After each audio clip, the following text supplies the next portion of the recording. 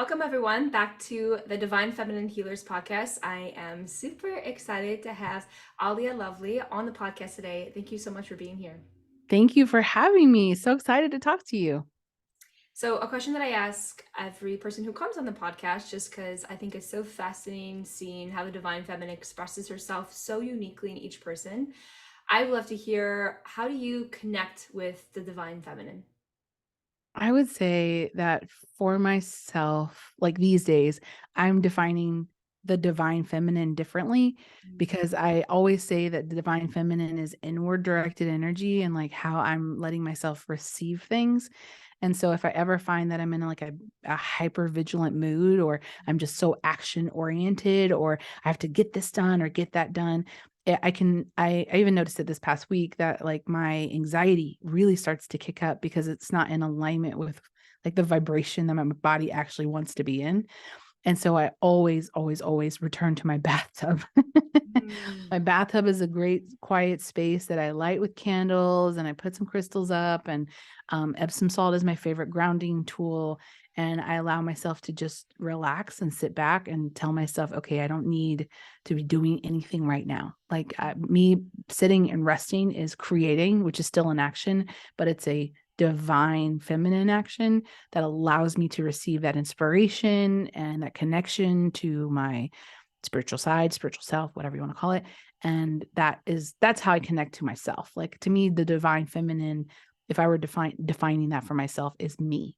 Mm. And so like how am I connecting to me? How am I becoming more aware of me and like how I'm feeling? How do I connect with my body? How do I connect with my soul? And yeah, I think that's it. Does that answer your question? Yeah, that's so beautiful. And I connect with that a lot. I've recently been so into sea salt baths. Like sometimes I feel like I have to do it every night Yeah. just to water is such a cleansing, purifying, beautiful expression of divine feminine anyways to connect with regularly. And I'm such a water person. Yeah. Me But too. like being in a bathtub is like being in the womb. Like you're so held in there and like just so cozy. And like you said, a lot of the women who listen to this podcast can really resonate with that hypervigilance and always being in action oriented. And you feel like, oh, where's my worth if I'm not actually what I'm doing, what I'm producing? Yeah. It really is that flip, right? Of like, oh, that being and me just being in my own energy and grounded is it and is Yeah. enough. Absolutely. Absolutely. So what I love about your personal story, of how you kind of came into spirituality, even though it's kind of like a never-ending journey, um, that you kind of saw spirits at like a very young age and grew up, I think, either Christian or Catholic, Yeah. Christian. and it kind of made you question those things and make you think like, oh gosh, like there's something wrong with me and I've gotten away from it. How did you begin to start trusting your intuition again, even though maybe like people who are authority figures for you were telling you otherwise? What do those practices look like, and how did you begin to embody trust in your intuition again? That's a big question because it was such a process.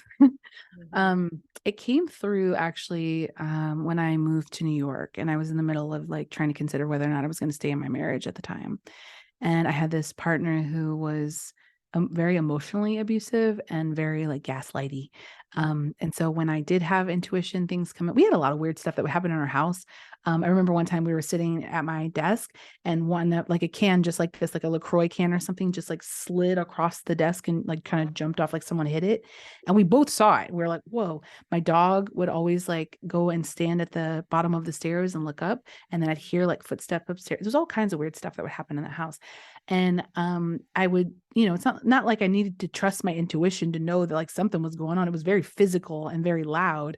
And but knowing that I was in a relationship where this person was always wouldn't believe me or whatever, it always made me think that I was crazy. Right. And I hated that feeling because it was similar to when I was younger and I would say something to, like grandparents or, whoever, and people being like, that's super weird. Like, don't say that. People think you're weird or, just like not really embracing those things that were happening. Later, I found out, somewhere around the age of 10 that my dad also sees things like that, but it was just something we didn't talk about. And within our Christian faith, some of it was okay, but it had to be framed right. It had to be framed within biblical terms. And I was like, I'm just not seeing it that way. Like, this is not how it's coming to me. So it just felt like something kind of hidden away. And so when I was in that tumultuous emotional relationship, when I moved to New York, I had just like, I'd had a barrage of experiences that really were like, all right, like you got to get out of this. Like, if you don't get out of this, this could end up killing you. Like, this could end up being like really, really bad for you in a lot of ways. Not saying that he would have threatened that or anything like that, but like it could just be a really bad situation for you. And so at some point, like I started to meet people that ended up becoming the gateway. And like it happened so weirdly. I remember exactly, I was at a wedding event that I was shooting, and there was a woman who walked in who, for whatever reason, I just felt so drawn to her. Like, she stood out like nobody else. And I thought, you know what? I need to talk to her. I don't know why I need to talk to her, but I need to talk to her. And so I walked up to her and I was like, oh my God, like, I don't know what it is about you. There's like a light on your face. Like, I needed to speak to you. And she was so receiving of that. She was like, "Okay, yeah, like, why do we need to talk? Let's get into that, blah, blah, blah." And I was like, "I don't know, I'm just having a lot of these weird spiritual experiences that I can't explain." Mind you, this is not the avenue or the venue to be talking about this kind of stuff, like, at all. So it's so super bizarre that I was able to speak to her in that way, and she didn't think it was weird at all. But she was like, "I have my ex-fiance has very similar experiences to you. You should talk to him." And so she connected me to my friend Dustin James, who is like a intuitive, clairvoyant person who does all this stuff. And he just took a call with me just to discuss the process of trusting your intuition. What's that look like? How to know if you're psychic and all those things. So he was like the gateway drug, like into that. And then I started going to like sound baths and like all the stuff that everybody does when they first get their awakening, and they're like, oh, I'm just really discovering myself, crystals, yay. Um, it was in that I started to see the process of like, wait a minute, like I'm hearing something inside of my spirit that is telling me to do something. And every time I do it, like really good things come out of it. Like, Mm, yep, there's also the voice that like comes up and bad things happen, or like, like the things that are not like less than ideal. But more and more I started to trust it, the more and more I listened to it, the more I meditated, the more I got into like, what is my inner voice saying? The more I would see really amazing things happen in my life, like just whether or not it was a nudge to go talk to someone or go ahead and book that flight, or I have a feeling I need to be here at this time, or, it just became stronger and stronger. And at some point I came into a reckoning of like, what is the difference between intuition and anxiety? And I think that's a question that everybody has, because it's like, well, what if this happens and I trust the wrong thing or whatever? I'm like, that's your anxiety talking right now. Like, the what if and the fear or whatever is always an anxious thought. And since I'm a super anxious person, I got really good at being able to hear the distinguish nuance of anxiety versus intuition coming. And it became like my thing I wanted to master.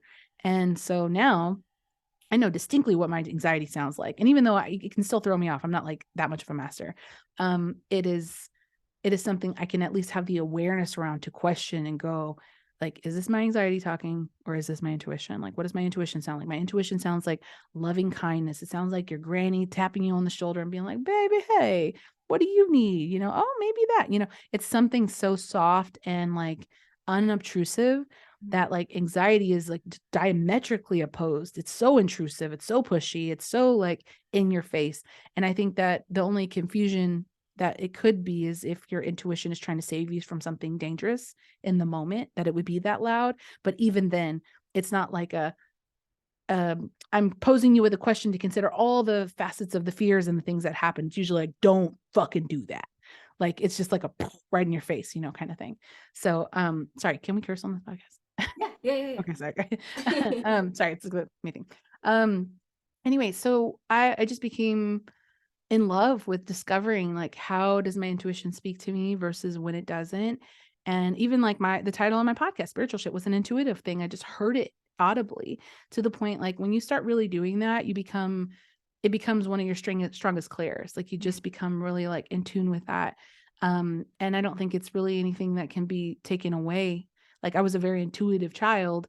It's just that like I had been conditioned out of it. So here I am trying to pull back the layers and pull off the conditioning. It's like if you're in a really beautiful house that had really amazing hardwoods and they just kept putting carpet and carpet and carpet and carpet. And pretty soon you're walking on really like mildewy, yucky, bunchy kind of flooring that doesn't feel very stable. And you have to just keep pulling back the layers until you get to the beauty that was underneath there all along. Mm, I love that.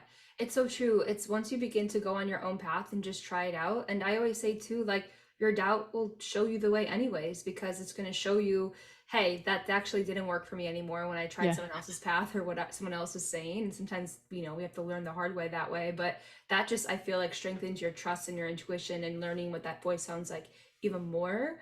And what's so cool, I'm hearing like the inner voice and the clear audience is really strong for you. I love to hear like how else your intuitive gifts come forward to you, and how you're able to process them all. Mm. Well, I think clairaudience is interesting because like my partner asked me the other day, he was like, is it easier for you that you don't see like symbols and things like that, that you just hear stuff, someone says something to you? And I was like, kind of in a way, it makes it a little bit easier for me because I feel like the guidance, I feel like someone I'm talking to someone. It's like you're hearing your inner voice. Sometimes it feels like it's audible. It's so loud. And for instance, an example is I have this thing called conscious community. And it started off as mystery school where I was like gathering all of our mystics and we were practicing our gifts and all that kind of stuff.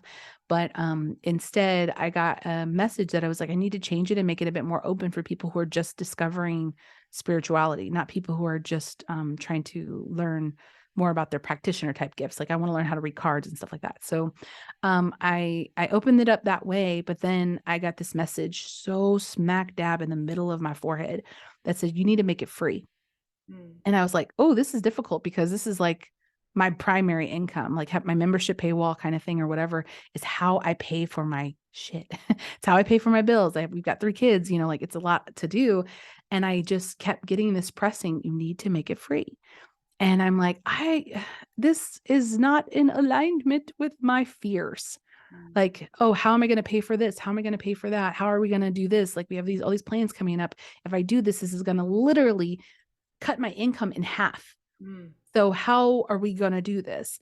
And I couldn't erase that I kept hearing that over and over. And so then I got a download that said like if you want this space to be more diverse, then you need to make it free.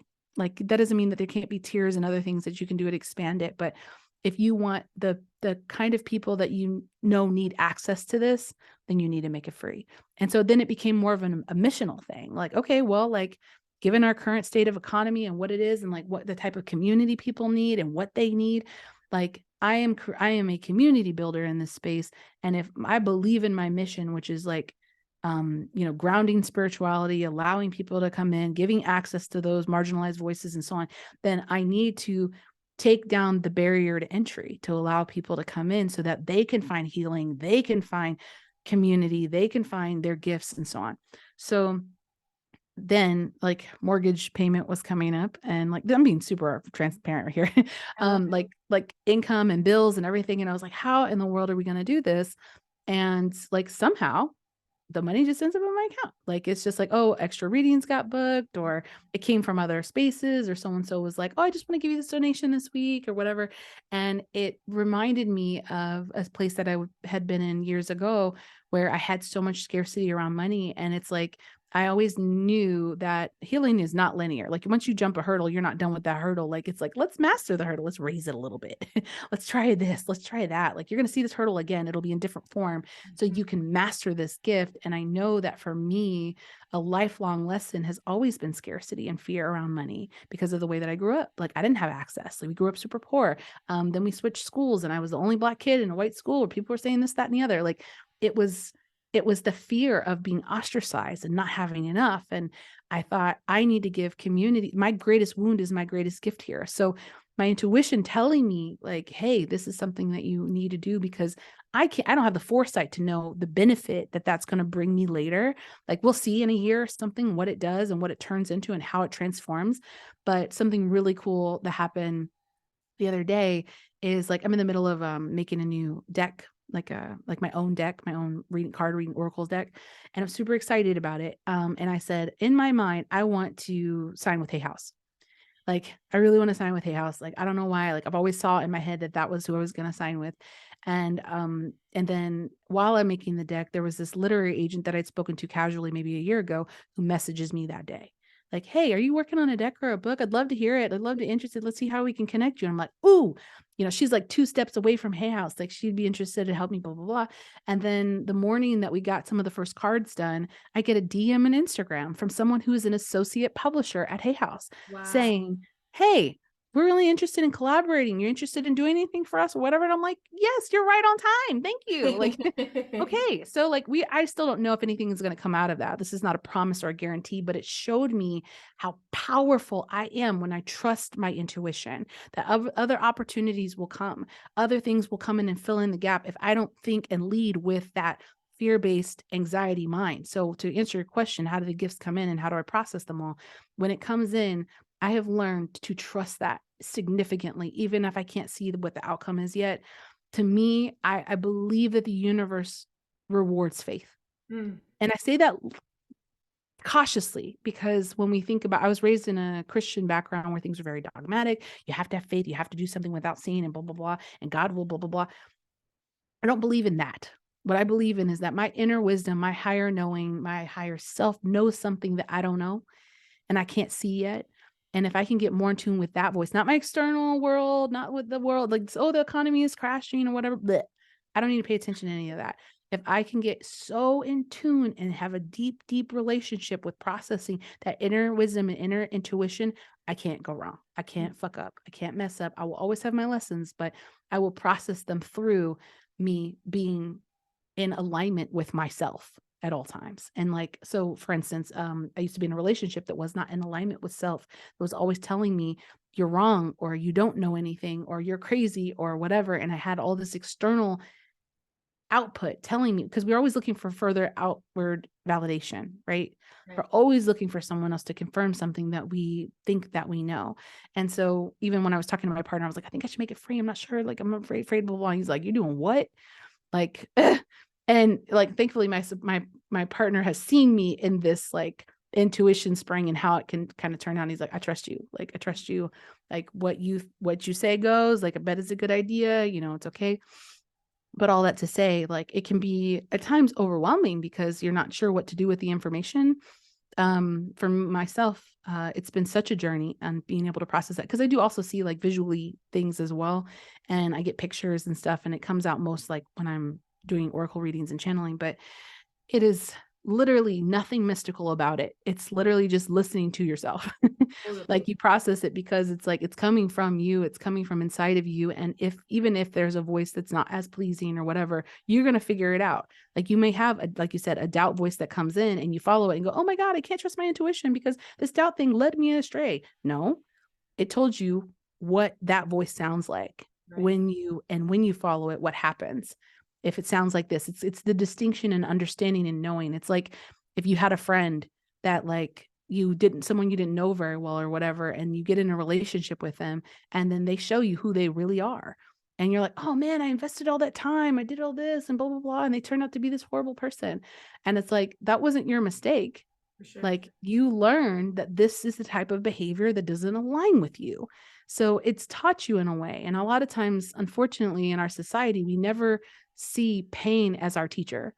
We Hmm. never see the disappointment or the lack of expectation or like things when things get hard as something that can benefit us greatly in the long run. Instead, we are short term, short sighted, gratitude instant where we then turn away from ourselves if it doesn't turn out exactly the way we expected it. And that to me makes it really hard to process your gifts because your gifts will need that testing process for you to get to know it the same way you do with relationships in your life. It's a building a relationship with yourself. Totally.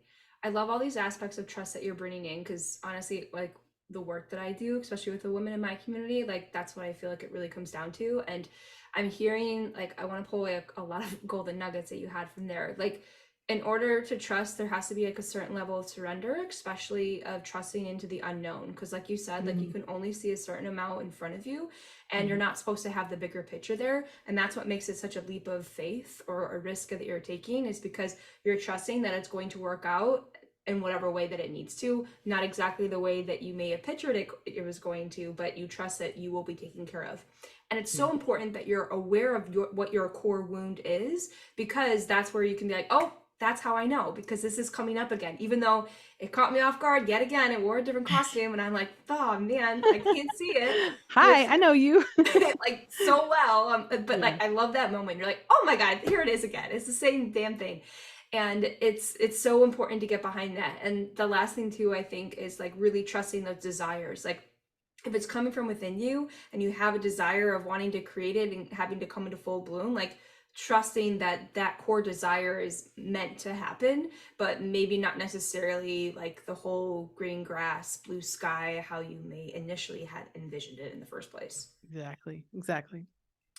Okay, so something else that I really love about your work, and I follow your podcast, Spiritual Shit. So those who don't listen yet, definitely give it a follow.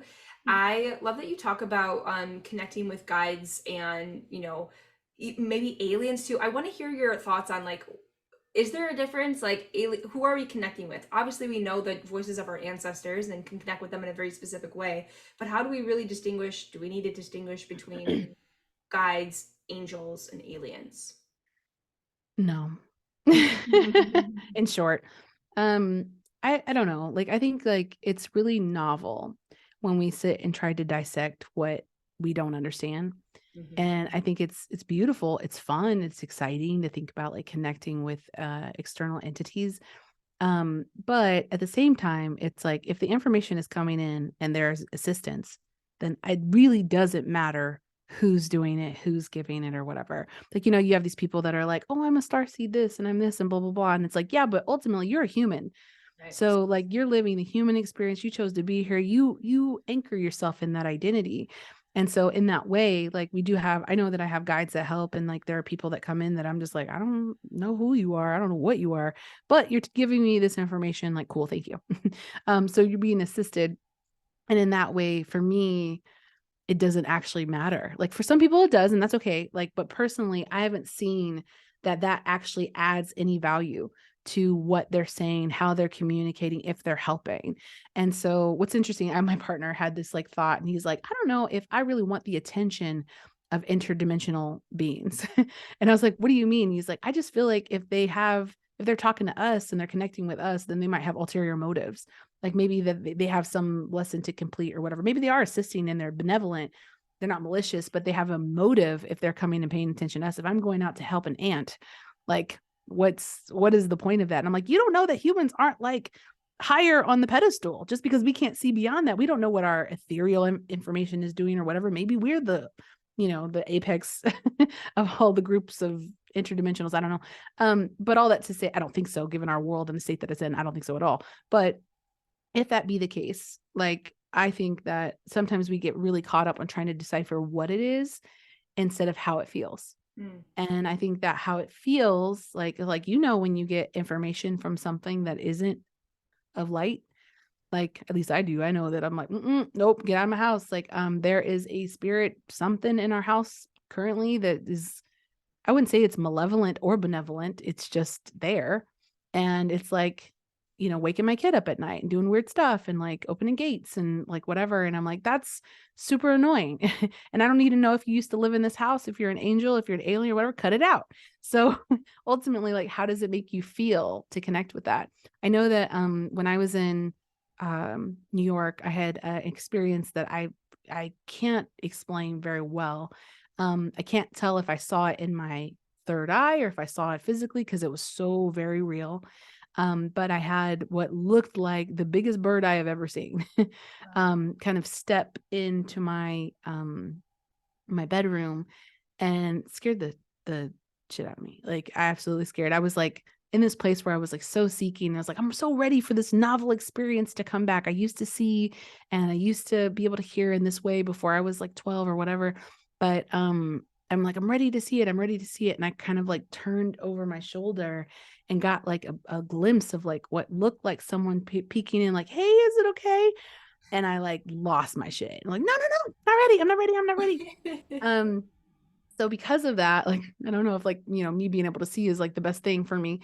But since then, the last like few weeks, I've been seeing orbs upon orbs upon orbs, and like to the point where I'm like, it's not even, it doesn't even bother me. And I did ask a while ago, like, if I'm to get my sight back, like my spiritual sight back, then like let it, like give me some, like let it build up.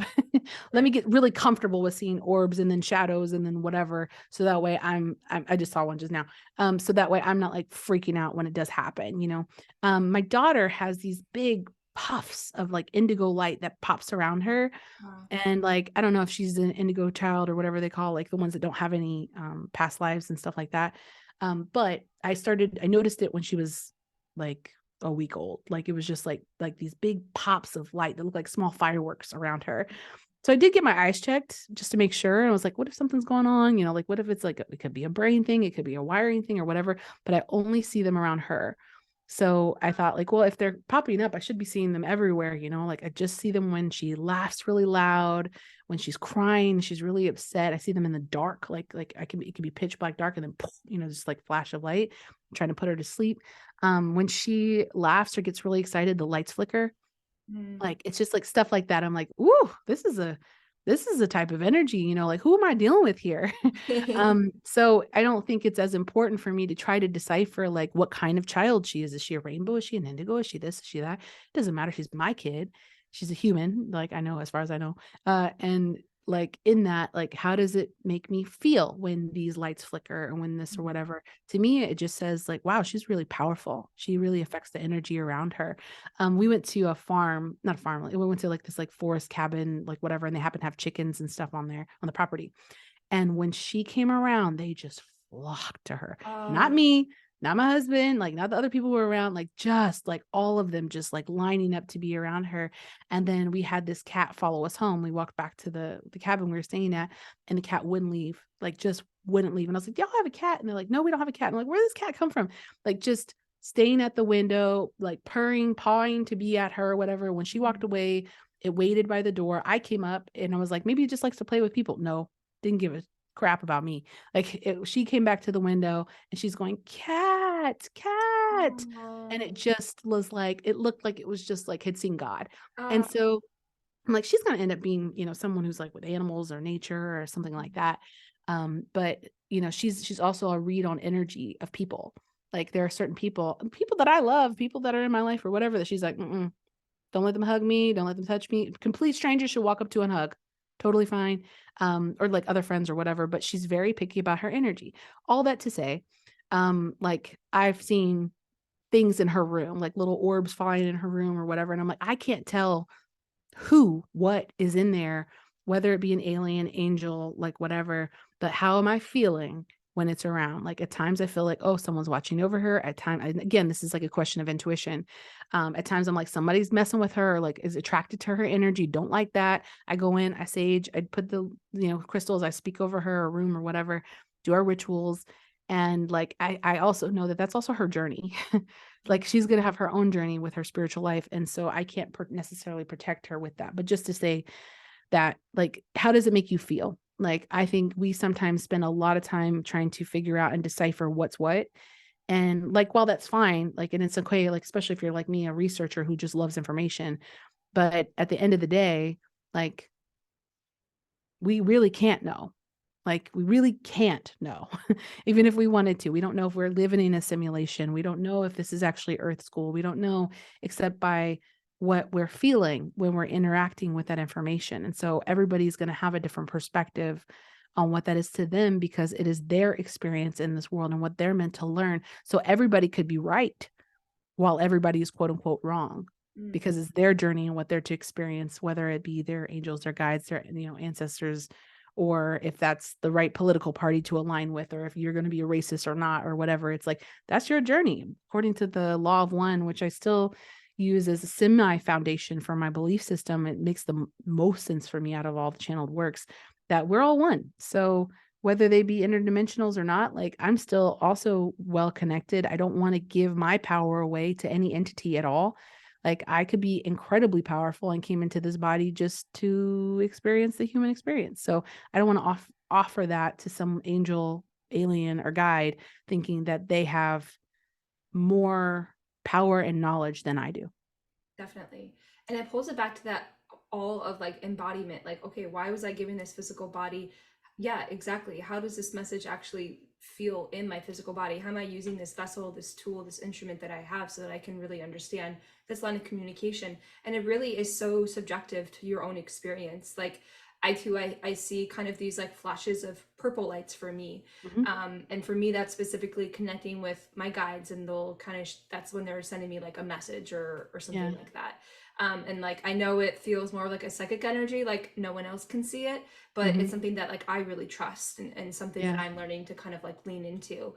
And yeah, I think that it's so like, it's interesting to see the evolution of spirituality. At least like my own experience was really wanting to be out of body with it, and I astral project, dream, whatever you want to call it, like very clearly all every night. That's a huge way, and I love that. My body feels safe going and traveling and all that type of So stuff. fun. It's so fun. Like, I got to go to all different worlds, and I'm like, yes. And then recently I've really been questioning this idea of like, um, oh, like how much of this is actually my trauma response of wanting to dissociate from my human body and not wanting to feel, and how much of this is, It's a yeah, very self-aware point. Good thank on you. you. Yeah, it's something I just been kind of like questioning of like, oh, is this me just wanting to like leave my body and not actually feel the uncomfortable emotions and the discomfort of what it's like to be in a human body all the time? And how much of this is actually like giving me quality and giving me actual intuitive wisdom that I'm using in my everyday life, which is really helpful, and I'm really Yeah. grateful for it as well. So it's interesting to kind of toy with that, and how I, at least in my own experience and my own field of what I'm seeing in my own community, is there's such a shift towards more embodiment rituals. And Mhm. okay, how does this spirituality land and feel in my body? So I really love that tool that you're using. And I'm curious, you're talking about your baby girl, and I'm so curious to hear like, are there any other ways of like, now knowing what you know about spirituality and the practices and rituals that you have, has that shifted the way in which you are bringing her up? Because at the same time, you want to foster like, keep her in this like pristine innocence, childlike wonder, but at the same time, like, she's going to come across pain and suffering in her own way. You don't want to get in that way. So yeah, what Yeah. has that experience been like for you? You know, being a mother is the hardest and most beautiful thing I've ever done. And in that way, she is testing my spirituality in a lot of ways. She came in like a bullet and just is the sassiest, like already like, no, I don't want, like she knows who she is, what she wants, and what she doesn't want.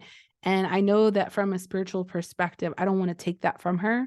I don't want to dampen her light in any way. I want her to know herself. I want her to know what she thinks and what she doesn't think. And that does come from how our parenting, our childhood.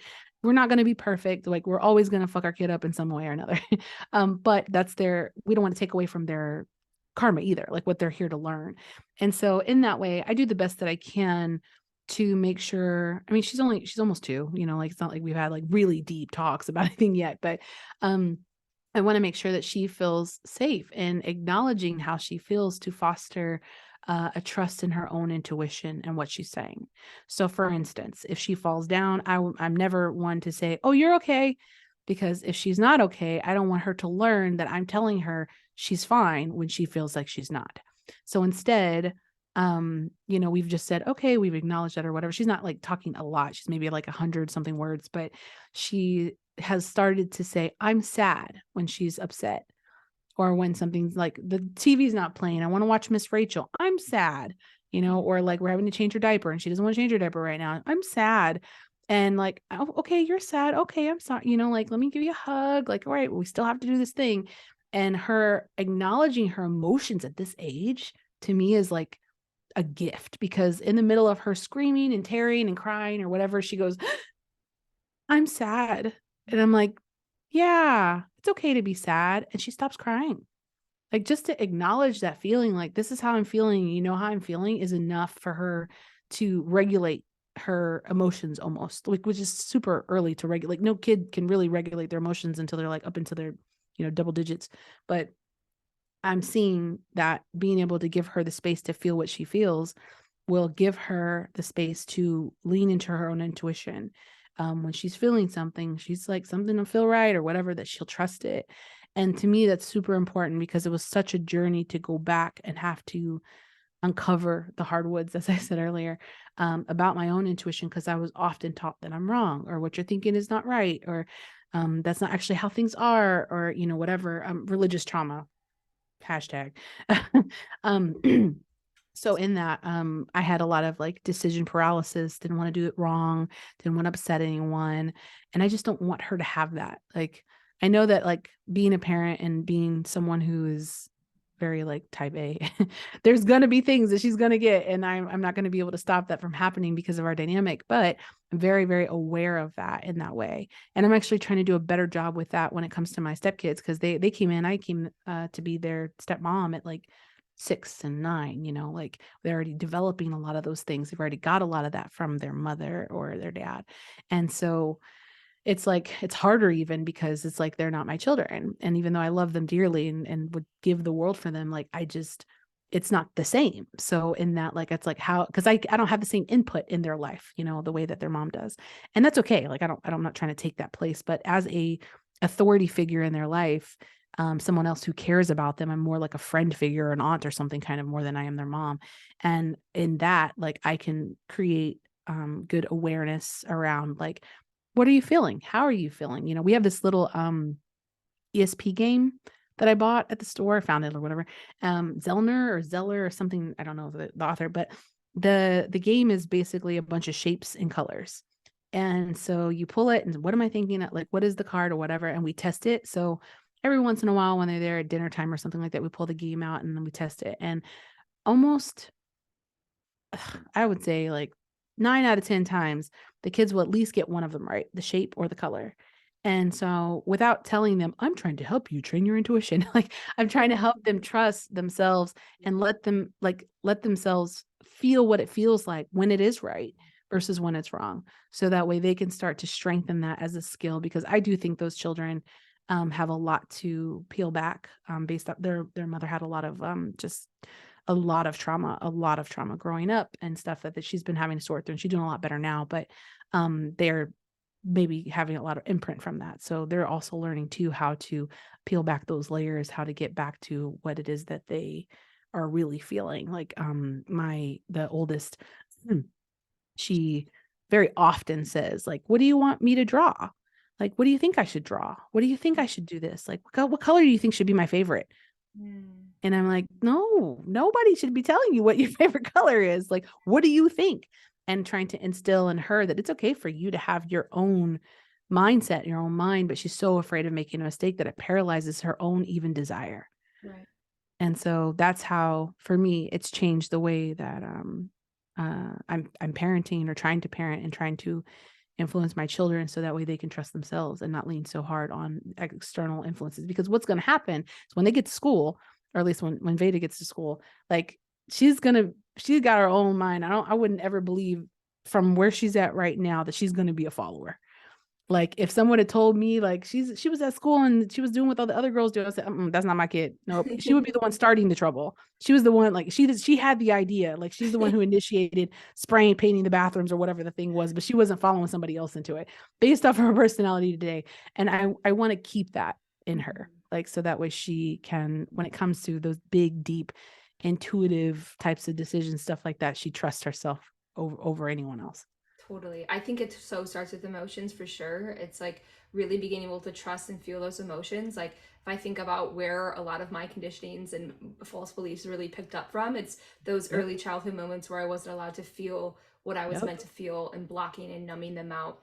And it's so interesting how it gets better and better with each generation. Like I'm so excited to see the newest generation come and like what they're going to create from that, cuz like I see the pain and suffering that my parents and their generation have gone through from having like no emotional intelligence, at least from like Yeah. my perspective. I'm like, I don't even know how you guys are operating life right now. Yeah. So like, wow, like what a gift that they're gonna come out into this world just already, knowing that like emotion Mhm. is the way to go. And it's so interesting too, like when we bring in school systems, I was talking about this with a friend yesterday, like that needs to be like core principles taught. Yeah. Like let's bring that into the system. But that's a Yeah. whole other Well, I got a conversation. friend who she's not even spiritual, not at all. She's so like dedicated to her children and their emotional regulation that she has spent 10 years trying to implement a mindfulness class into her district. So Wow. she's a Spanish teacher, and she decided she was going to get all the certification behind mindfulness so that way she can start teaching in schools. And now they've adopted her curriculum.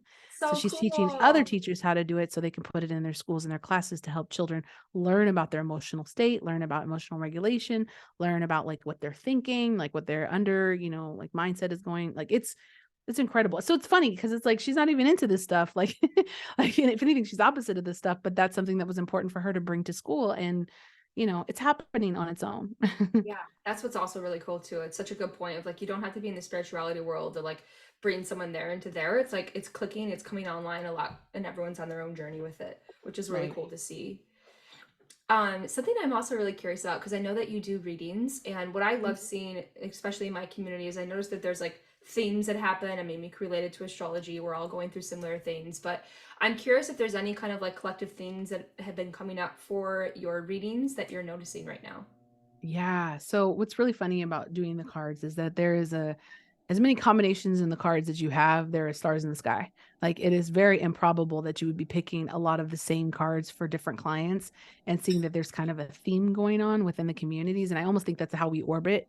Like we're attracted to people who are going through the same thing. So like there are going to be themes around that in my own community. Like when we're going through, I'm like, anybody feeling this right now? And then everybody's like, oh my God, yeah. Like it's just like one after another. I'm going through this. Oh my God, it's so similar to what I'm going through. So in that way, like we're all one, right? We're all opening each door or whatever. The common theme that I see right now is a high level of circulation of old lessons coming back for mastery.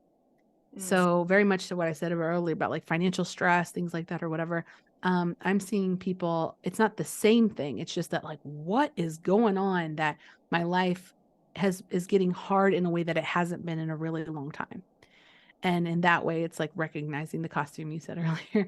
Um, I'm seeing at least a lot of that. Like we're having to come into reckoning and really digging up those old roots so that we can move forward. I have been experiencing a host of what people call ascension symptoms, and I don't know if they're ascension symptoms or not. I'm just like worried about my health because like my heart has been palpitating out of control. Like I have just felt like this tightness in my chest and a lot of the pops of orbs and whatever are coming along. And I'm like, maybe my blood pressure is high. Maybe I check this, check that, or whatever. I mean, I'm a fairly healthy person, but it's like for the last week, it's just been like, I can't sleep. I'm having all this like whatever, and I'm having the most amount of intuitive clarity that I've had in a long time. mm, So I was like, what is that? So then I asked my community, like, are y'all feeling that? Oh my God, yes, I couldn't sleep, I couldn't this, I couldn't that. So I definitely do think that there's a shift happening, and something that I think has been, I keep hearing as a theme is that March is like a big opener. mm, Like for whatever reason, March is going to be a big like finally getting over the hump for a lot of people. Like there's going to be a lot of transition there in March. I don't know why it's March or what's coming in March or anything like that. But in the same way, I felt this feeling right before COVID happened. And I mm. said it. I have several podcasts where I'm like, 2020 is going to be a big one. Like something's coming. I don't know what's coming yet. I don't know. Like there's going to be a huge shift in a major way, major awakening, blah, blah, blah. And, I'm just talking out of my ass. Like, I'm like, not really, but like my intuition is coming through. And I'm like, I don't know what it is, but it's going to be something. And then boom, COVID hits. And we had no idea it was going to be what it was. Mm, Like no idea how it was going to change our lives in that way, how fearful we felt, how isolated we felt.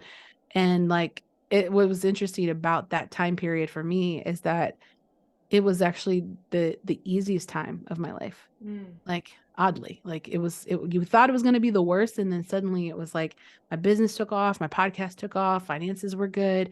I met my partner, I got pregnant, like we got a house, like all of the stuff that like shouldn't have been able to happen happened during that time. And sorry, happened during that time, and it was like wow, like I didn't know that that was going to be such a transformative year. I had no idea what we were going into. So I can't speak on it for sure, but like what I'm getting from everybody else and the feedback and my own is like something's going to be really big about March this year. Like there's going to be a transition. So even if it does look like it's going to be scary or weird or whatever, like I don't have that trepidation anymore because after what we've gone through, like it was actually really good for me. Like yeah. not to say that it wasn't hard for other people. I just like I don't want to take that for granted, but just when we're in that space of like fear and like limiting beliefs or whatever, we can tend to close ourselves off to opportunities and other ways that growth is available to us, that we can transition into higher spaces that we could have maybe never dreamt of. And so like it's a to me it's about a perspective shift really. So that's the common theme that I'm seeing right now. Totally. I love that. That feels really aligned. I get three chills in a row when something's like really, really true. And I Mm, started to feel that as soon as you were speaking on like doing the really deep inner work. I've been feeling that a lot in January and February, just on a personal level, and then, reflected in my community, of course, of like my deepest wound, something that I, kind of had been mm, missing for a really long time, all of a sudden came in a dream, and it's just been so like whoa, like it just completely opened me up, and there's been so much like digging and healing and upheaval, and I always know that there's so much transformation and things that are changing right now, yeah, that I know when things are gonna like fall and lock into place, like March does for me. Like March or April is like, yeah, when that you're starting to see what actual how those changes actually turn out in like your external world. So yeah, that all feels like really aligned. That's really cool that you're noticing it's like the same feeling that you're experiencing with COVID. And COVID's so interesting because, of course, we each have our individual experiences with that. But, I've heard that from a lot of people too. It's like, no, it actually was really good for me, whether it was like, okay, now I don't even have, I can work on my boundaries and like say no to a lot of things, and it took it off the plate for me. So now I could actually just be aligned with what I want to be doing in my hmm, life. And yeah, for others, like that was the beginning of my Saturn return, which was the biggest up level in my life. Of I yeah, learned like everywhere in my life changed completely. Thank God it did. Like I'm a yeah, completely different person, but like so much had to be unraveled and like taken up during that time. So it was good for me. There was a lot of change, but I was definitely experiencing like the polarity of it on the other side. So yeah, yeah, anyways, that's to say like when you do the deep inner work and when you're really like shoveling out this, and the change can feel really good, like you said, like it can hmm, bring really good yeah, opportunities because you're now open to them. yeah. Lovely. I love all of that. Well, thank you so much for your time and your wisdom. Thank you. I love hearing you just like channel wisdom, and it comes through you, and it's so embodied. It's interesting that you say like we've had a past with anxiety, because I've always just felt such like a grounded and nurturing energy from you, Thank which has you. definitely like become a superpower for you. So thank you so much Thank for your you. wisdom and sharing your gifts with the world. How else, other than your Instagram, which I'm going to have that linked in the show notes, how else can our community connect with you? Yeah, you can go to the lovely Alia on basically everything, patreon.com/slash the lovely Alia to see all of our behind the scenes stuff. You can go to the lovelyalia.com to just, dive and get a reading or join our conscious community and find all my YouTube stuff. And all of my handles are the lovely Alia as well. I do want to say, if I can hop in real quick, Oh yeah, the hop in. the aspect of anxiety and groundedness. There is something when I speak to my community that literally comes over me. And I think like when I tap into the spirit of whoever or whatever I am, um, that's what comes through is there's always like this such a deep groundedness when I put myself in that space of like, all right, what is it I have to say? Like, what do I need to tell our community? So I really deeply think that my higher self or somebody, like, because I didn't feel like I was properly equipped to be someone to lead people this way. Mm, I firmly believe that. Like I'm a very anxious person, very dowdy, and oh no, I'm very worried about stuff. If my husband doesn't answer his phone within 10 minutes, I think he's dead on the side of the road. Like it's just like a lot of like fear, a lot of fear in my life. And that be most likely because of the way that I was raised. And what's really funny is that in my religious upbringing, my mom used to say, Jesus will I'm forgetting how she said it, but it basically equipped the unequipped. So like they'll use someone who is not equipped because they'll be the most humble servant, blah, blah, blah. And like, even though that doesn't align with me today, because I was like, that's dumb. Like you want to get the most skilled servant, if you will. And I'm not a Christian anymore either, but like there's a part of me that knows that those who think they're the most equipped come with the ego, mm, and they come with like, I know this and I know that and I'm blah, blah, blah. And I come from a space of like, I'm learning with y'all. I'm yes, learning with y'all. This is what I'm learning. If it serves you, great. If it doesn't, throw it away. Like, I don't have such a hard grip on like needing to feel right about something because I have no idea. for sure. So I think that's where the groundedness comes from is just like, I'm just like you. Like, we're just on some microphones having a conversation about what we think is going on. And like, if it resonates with people, great. But if it doesn't, not it's not gonna hurt my feelings.